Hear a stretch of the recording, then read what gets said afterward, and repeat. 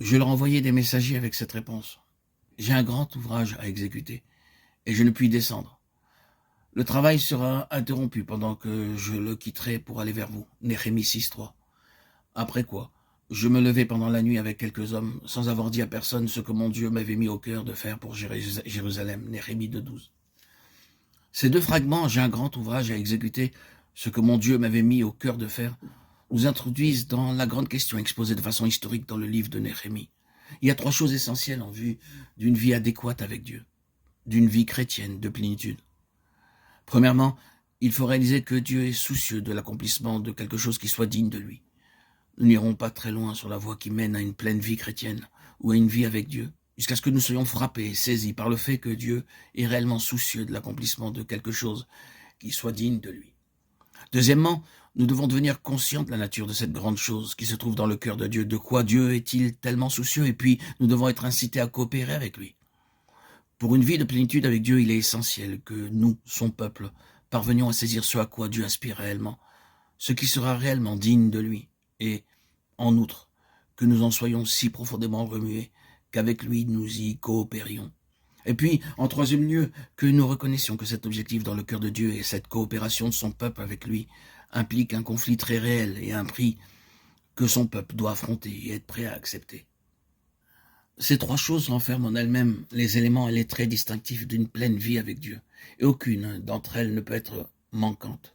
Le conflit et le prix sont eux-mêmes les évidences de la valeur de la chose dans laquelle le peuple de Dieu a été introduit, et qui est si chère à son cœur. Là où il n'y a ni conflit, ni prix à payer, on peut avoir des raisons d'éprouver que le résultat n'en vaut pas la peine.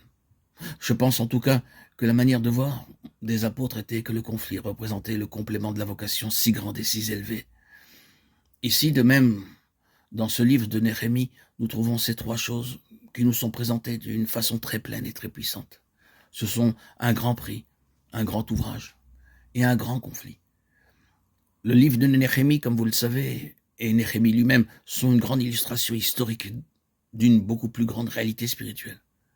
Ce que nous trouvons ici sur Terre dans une histoire littérale n'est que le reflet de ce qui se passe dans cette dispensation-ci, dans le domaine spirituel, et de ce qui, dans cette dispensation, est tellement beaucoup plus grand que tout ce qui a pu être sur cette Terre dans les jours passés.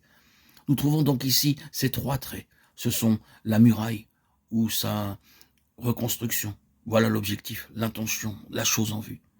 Puis, nous trouvons l'œuvre de reconstruction et les ouvriers. Et ensuite, allant main dans la main avec l'intention et l'œuvre, la guerre.